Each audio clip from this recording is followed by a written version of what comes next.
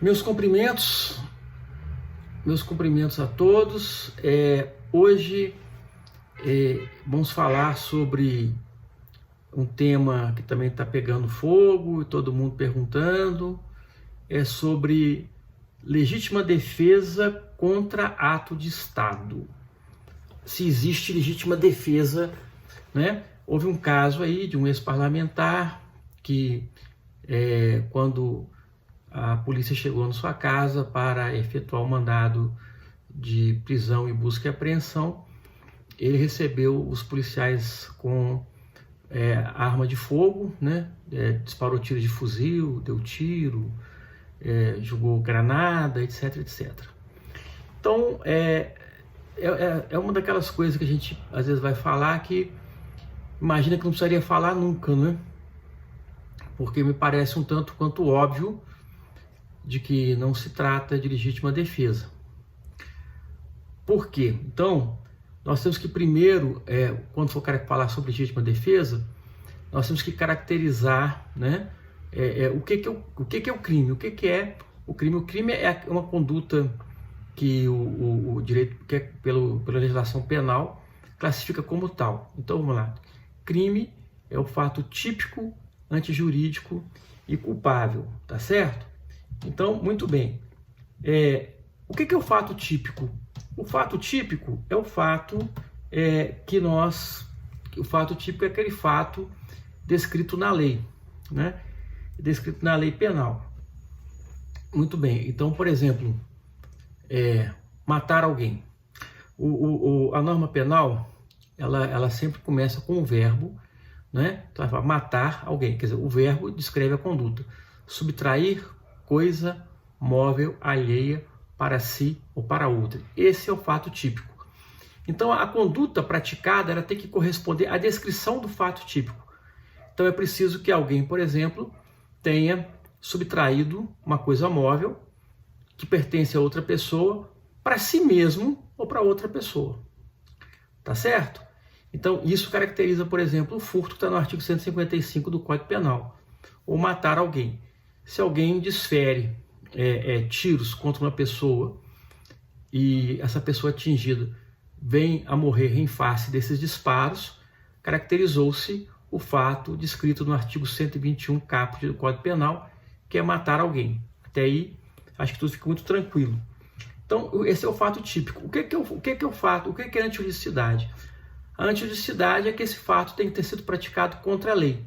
Existem exclusões de juridicidade? Sim.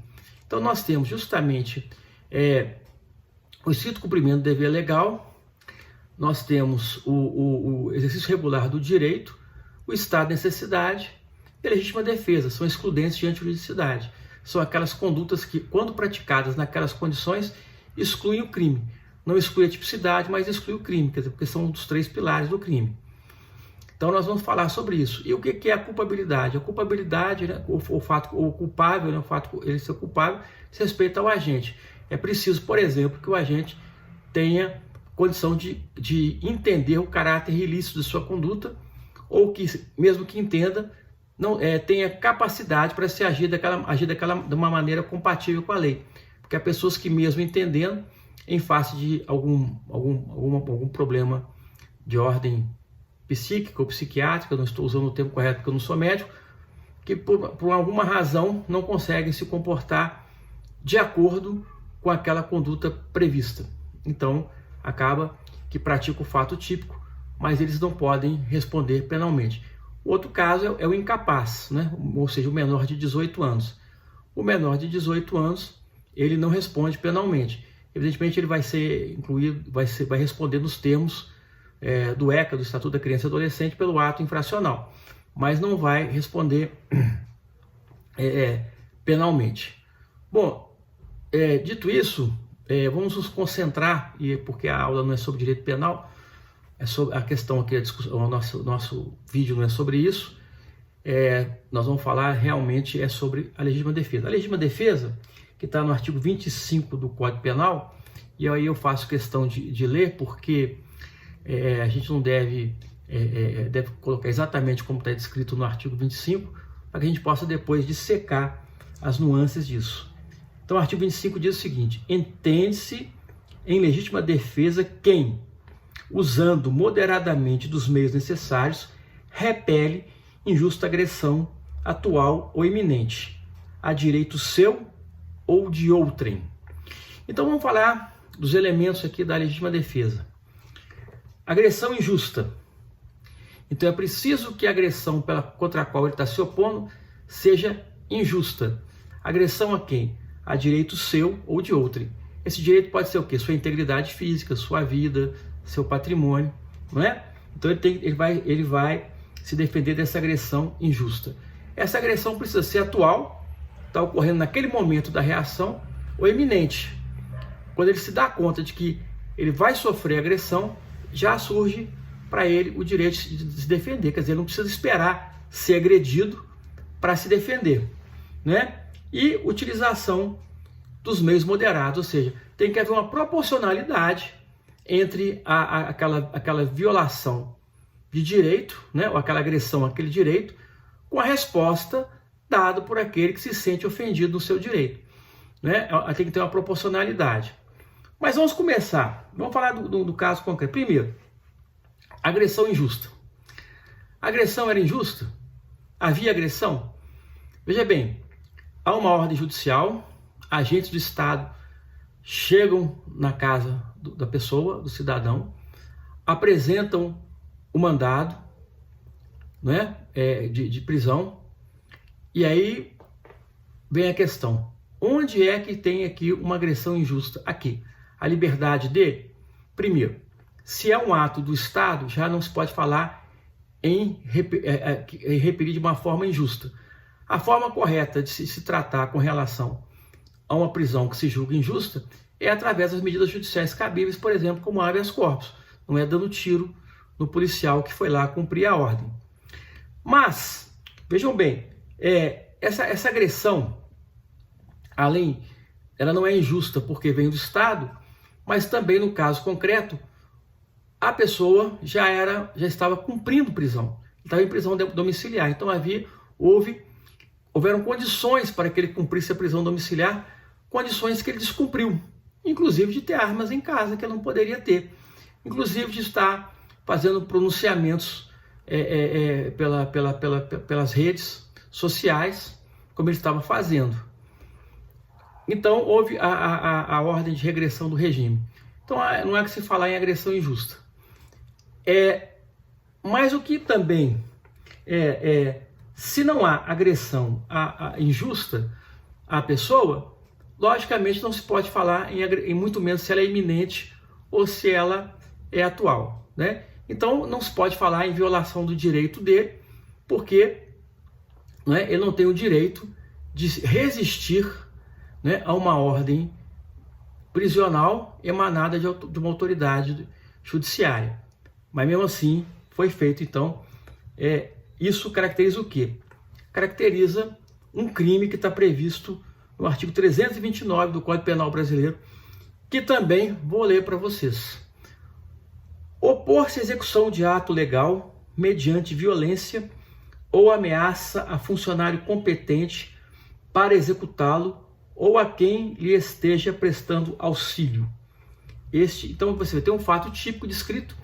Então aqui já há um confronto. Não pode haver legítima defesa se aquele ato que se pratica é também crime, porque uma agressão ela não pode ser justa e injusta ao mesmo tempo. Ou ela é justa ou ela é injusta.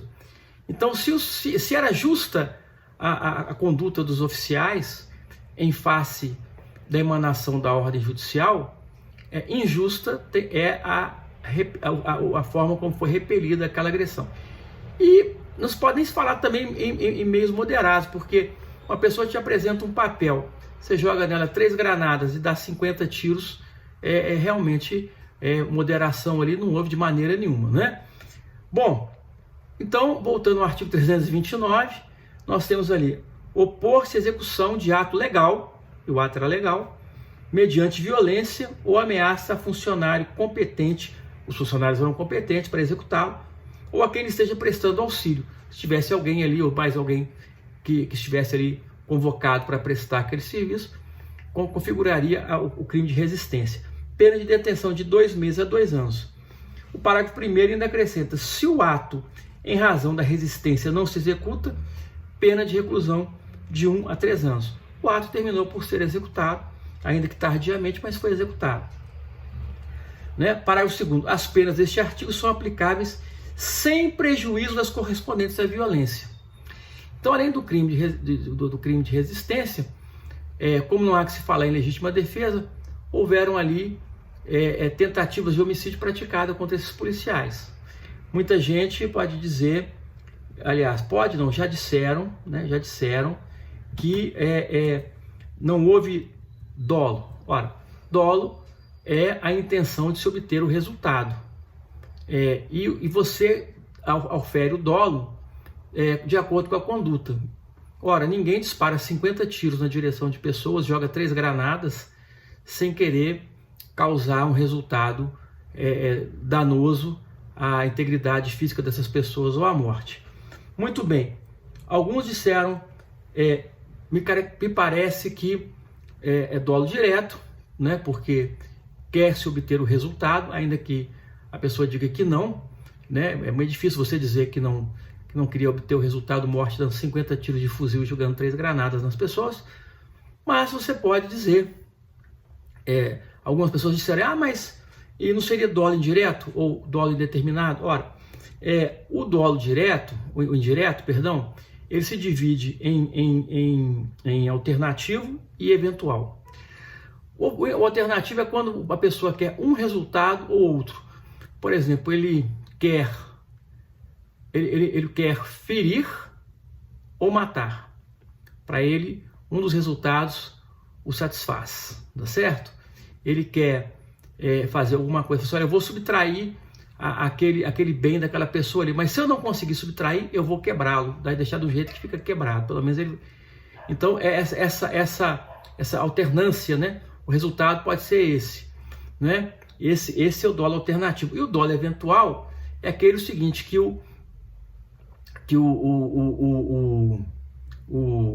agente, ele pode, ele sabe que ele pode obter um resultado além do que ele pretende, mas ele fala, bom, tudo bem, não é como a culpa, que o cara fala, isso não vai acontecer, fala assim, olha, eu vou atirar ali e posso matar alguém, né? Eu vou correr em alta velocidade na avenida e acho que não vou atropelar ninguém. Isso é imprudência.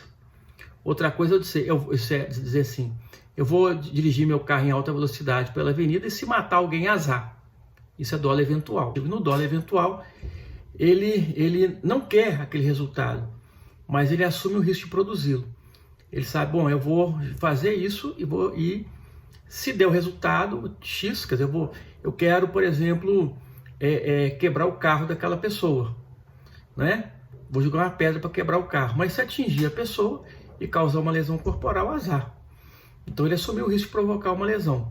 Ele queria praticar o dano, mas assume o risco de provocar uma lesão. Uma pessoa, por exemplo, que quer, por exemplo, matar uma pessoa e atira em direção a uma mesa, sabendo que ele pode atingir todas as pessoas que estão sentadas à mesa e causar danos e até a morte de outras pessoas, e fala, bom, eu não quero matar as outras pessoas, mas se matar, problema, entendeu? Então, isso aqui é o dolo, né, eventual. Então, vocês podem ver que na conduta descrita, né, houve, na verdade, foi crime de resistência, né, e tentativa de homicídio. Quer entendam alguns que foi dolo direto, como eu, quer que seja um dolo, aqueles que entendem que o dolo foi eventual. Mas isso aí eu deixo para uma questão em aberto para as pessoas resolverem. Então, muito obrigado, deixem o seu like e se inscrevam no canal.